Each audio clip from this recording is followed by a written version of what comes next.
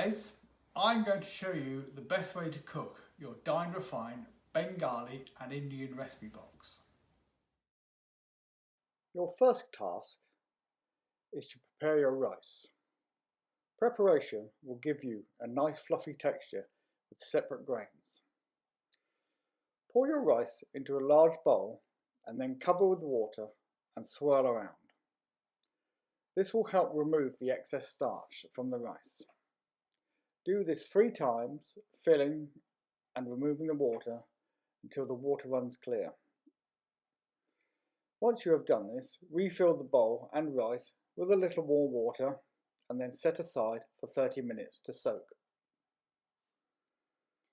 After 30 minutes soaking time, you can then pour the rice and water through a sieve and leave to stand for around about 15 minutes to remove as much of the water as possible. With the rice now prepared, we can begin the starter. Preheat your oven to 180 degrees centigrade and then take your chana chat salad, place into a suitable serving bowl. You can take your chicken supremes and your ghee and oil mix also from the fridge and let them come up to room temperature. Your 2 bhajis can be placed onto a baking tray and then placed into the preheated oven for around about 10 minutes to warm through. You can now assemble the rest of the ingredients for your starter. The chana chat salad, the mango chutney and the cucumber raita, and your 2 poppadoms. You can top the chana chat salad with the 2 toppings, the panch phoran and the sev mixture. After having 10 minutes cooking time, you can now remove the bhajis from your oven, turn your oven off and put your grill on to the maximum setting. You are now ready to serve your starters.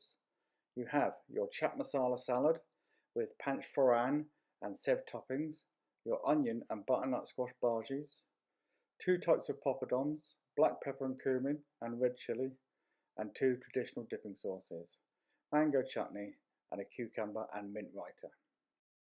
You are now ready to prepare your main course. With a grill rack over a baking sheet, I line mine with foil for ease of cleaning. Brush the bars of your rack with the ghee and oil mixture and then place your 2 chicken supremes onto the rack and then place under the hot grill for 8 minutes. With the chicken now cooking under the grill, we can begin to make the pilau rice. Place half of the ghee into a pan on a low to medium heat and then add the diced onions and cook for 3 minutes till softened. Place the saffron stock into a separate pan and bring to the boil. You can now add the spice mix to the onions, cook for 1 minute in the oil and ghee mix, then add the drained rice and again cook for 1 minute. Once the saffron stock is up to the boil, pour all over the rice and then add some foil and a lid to get a tight fitting and then turn the heat down to your lowest possible setting. With the rice now cooking on a low setting for 10 minutes, remove the chicken that have had 8 minutes under the grill, brush with the ghee and oil mix, flip over and then place back under the grill for a further 8 minutes. Once your chicken has had 8 minutes cooking on each side, you can remove, again brush with the ghee and oil mixture and then set aside on a tray and cover with foil. Leave to rest for around about 5 minutes. Now that your rice has had 10 minutes cooking time, again turn the heat off, set aside, but do not take off the lid at this stage.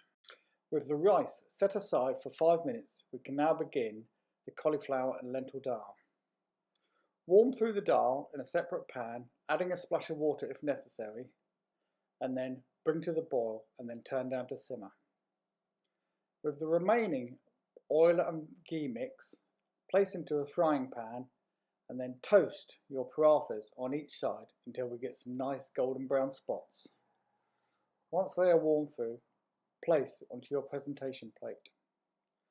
Using the same pan, you can now add the tempeh mix for the dal. This is sliced shallots, spices and garlic already in oil. Fry this for around about 1 minute to infuse and flavour the oil and then pour the whole lot over your dal. Now that your rice has had a further 5 minutes resting time, carefully remove the lid and the foil, and then take 2 forks and fluff the rice up. You can now add the remaining ghee to the rice and then fluff through to coat the rice with the ghee, and then take your rice and place onto your serving plates. You can now remove the foil from your 2 chicken supremes that have been resting and place these on top of your rice. Then, just to finish, add a squeeze of lime juice. You are now ready to serve your main course: masala roasted corn-fed chicken supremes with saffron pilau rice, cauliflower and lentil dal with tempeh, and aloo parathas. To finish, you can prepare your desserts. Add the rice pudding to a pan over a low to medium heat and then warm through while stirring. You can then divide the rice pudding between your serving dishes and then flatten slightly in the middle, and then place on top your gulab jamun donuts. Pour some of the saffron and cardamom syrup over the top of the gulab jamuns, and then finally top with some of the toasted flaked almonds. Your dessert is now ready.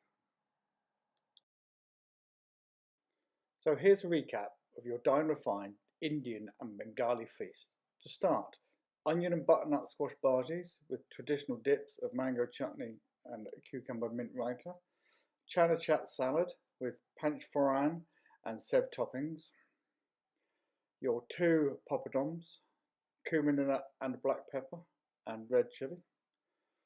Then for main course, we have saffron pilau rice with masala roasted corn-fed chicken supreme, cauliflower and lentil dal with a spiced tempeh, and your potato and spinach stuffed parathas. To finish, coconut cardamom rice pudding with gulab jamuns and toasted almonds. Please enjoy. Thank you.